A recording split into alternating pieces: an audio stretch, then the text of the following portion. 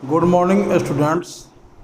Class 6 Hindi में पाठ 5वां, जिसका शीर्षक था आप लोगों को चिड़िया और चिड़ुंगन। इसको पहले के वीडियो में मैंने पढ़ा करके चिड़िया और चिड़ुंगन के बीच हुई बातों को कवि ने अपनी रचना के माध्यम से, कविता के माध्यम से जो बताने का काम किए थे, उसको हमने अपने तरफ से आपको समझाने का काम किया, उसका अर्थ बताने का काम किया। आगे अब आज हम लोग उसके क्वेश्चंस आंसर्स को देखेंगे कि कैसे सॉलिड रूप से इसको हम लोग सॉल्व करते हैं। तो जैसे कि पाठ से बताइए, सबसे फर्स्ट नंबर क्वेश्चन में आता है, चुरुंगुन बार बार अपनी माँ से क्या पूछता है। तो जहाँ तक कि हम आप लोगों को समझाते हैं, फिर आज दोहरा देते हैं, किसी भी पाठ को जब तक 2 बार नहीं पढ़िएगा अपने से, तब तक उसका फुल जो मीनिंग है, जो समझाना चाहते हैं, कभी समझ में नहीं आएगा। और सबसे बड़ी बात कि आप क्वेश्चन आंसर नहीं कर पाएंगे। और अगर मन से 2 बार पाठ को पढ़ लेते हैं और मेरे द्वारा समझाई गई बातों को समझ लेते हैं, तो बहुत ही आसान हो जाएगा आपको क्वेश्चन का आंसर देना, और आप अपने भाव में क्वेश्चन का आंसर दे सकते हैं। तो चुरुंगुन बार बार अपनी माँ से क्या पूछता है। चुरुंगुन बार बार एक लाइन पूछता है अपनी माँ से, माँ क्या मुझे उड़ना आया।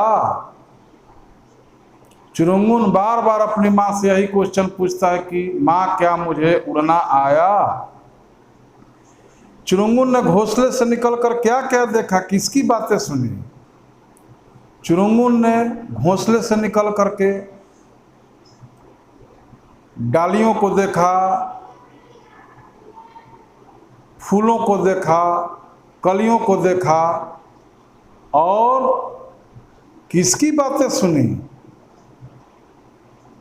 पत्तों की बातें सुनी। जो पत्ते आपस में हिल मिल करके बात करते हैं, उनकी बातें सुनी। तो चुरुंगुन ने घोंसले से निकल करके डालों को, कलियों को, फूलों को और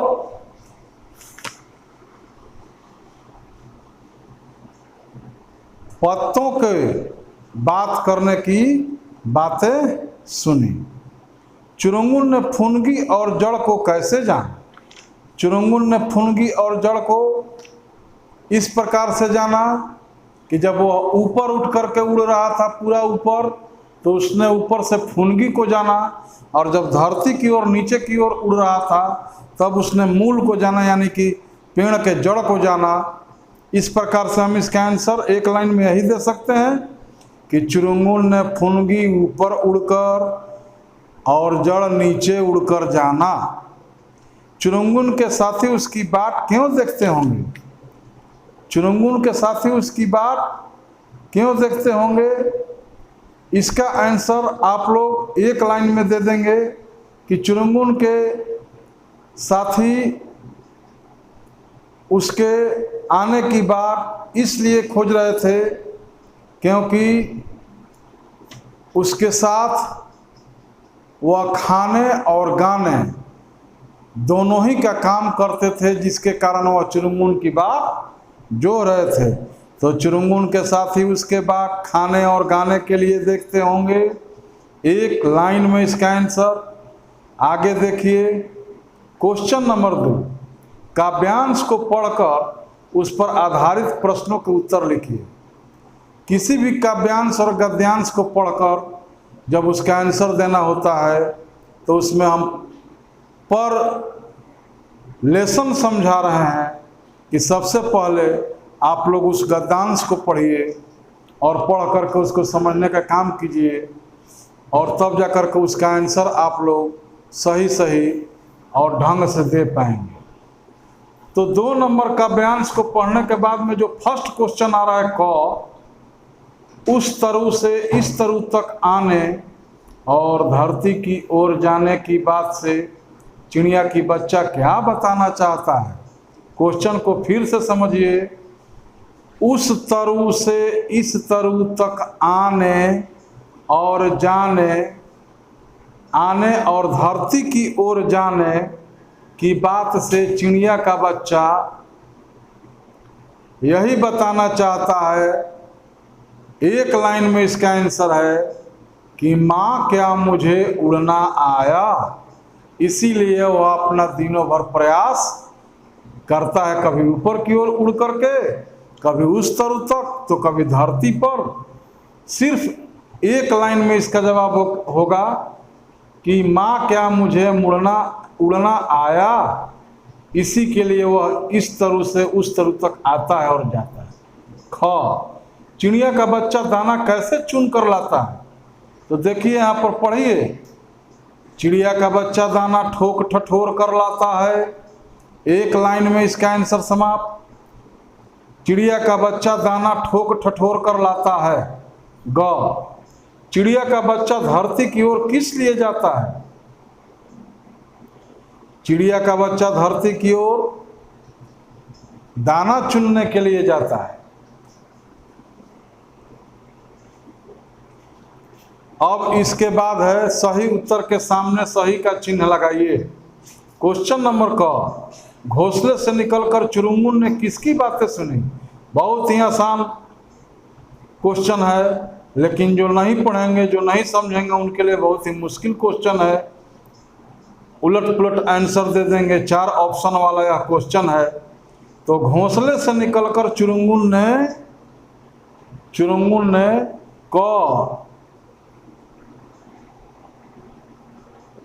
का फोर होगा, पत्तों की बातें सुनी। फोर इसका आंसर होगा, पत्तों की। ख, चुरुंगुन ने ऊपर उठकर जाना। चुरुंगुन ने ऊपर उठकर क्या जाना? चुरुंगुन ने ऊपर उठ कर के पेड़ की फुनगी के बारे में जाना। तो ख का वो आंसर होगा 1। चुरुंगुन ने ऊपर उठकर पेड़ की फुनगी के बारे में जाना। ग में आइए, माँ ने चुरुंगुन के डैने को तब सफल माना जब वह, ऑप्शन 4 दिया हुआ है, इसका आंसर होगा 4, जब वह आसमान की पुकार सुनने लगा, जब उसे पूर्ण रूपेण उड़ने आ गया और उसके शरीर भी साथ देने लगे उड़ने में, और वह उड़ने में माहिर हो गया, तब उसे आसमान पुकार रहा था और वह पूरा ऊंचा आसमान तक उड़ सकता था। इसलिए माँ ने चुरुंगुन के डैनों को तब सफल माना जब वह आसमान की पुकार सुनने लगा। अब आइए आप लोग लघु उत्तरीय प्रश्न में। डाल डाल जाकर चुरुंगुन ने क्या देखा और क्या जाना? तो डाल डाल जाकर के चुरुंगुन ने कलियां और फूल देखा तथा मूल जाना, जड़ के बारे में जाना। तो डाल डाल जाकर चुरुंगुन ने कलियां और फूल देखा तथा मूल को जाना, जड़ को जाना। ख, चुरुंगुन अपने उड़ने के बारे में बार बार अपनी माँ से क्यों पूछता है? चुरुंगुन अपने उड़ने के बारे में बार बार अपनी माँ से क्यों पूछता है? क्योंकि वह माँ से पूछकर अपने उड़ने के बारे में सही सही जानना चाहता था कि मुझे उड़ना आया कि नहीं। ग, आज सुफल हैं तेरे डैने, आज सुफल है तेरी काया, माँ ने ऐसा कब और क्यों कहा? तो माँ ने ऐसा जब चुरुंगुन को आसमान पुकारने लगा, जब चुरुंगुन उड़ करके पूरे आसमान में उड़ने लगा और जब वह सफलतापूर्वक उड़ने लगा तब कहा। इस प्रकार से आगे देखिए, कविता की ये पंक्तियां पढ़िए। डाली डाली पर पहुंचा देखे कलिया देखे फूल। इन पंक्तियों के गद्य के रूप में इस प्रकार लिख सकते हैं। जो ये पंक्तियां पद के रूप में लिखी गई हैं, काव्यांश के रूप में लिखी गई हैं, उन पंक्तियों को आप गद्य के रूप में इस प्रकार लिख सकते हैं कि चुरुंगुन एक डाली से दूसरी डाली पर पहुंचा, उसने कलियां और फूल देखे। अब नीचे लिखे पंक्तियों को इसी प्रकार गद्य के रूप में लिखिए। छोड़ घोंसला बाहर आया, देखी डाले देखी पात। घोंसला छोड़ बाहर आया और उसने डाल तथा पात देखे। एक लाइन में हो गया इसका आंसर। अब आ जाइए आप लोगों को, इसका कुछ पर्यायवाची है जिसको कि चुन करके करवाना है, इसको भी हम आप लोगों को बताने का काम कर दे रहे हैं।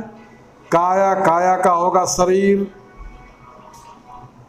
तन, तरु, तरु का होगा वृक्ष पेड़।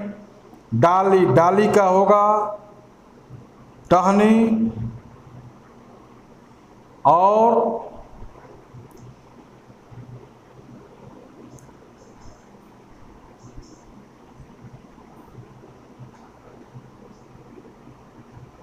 शाखा, टहनी और शाखा।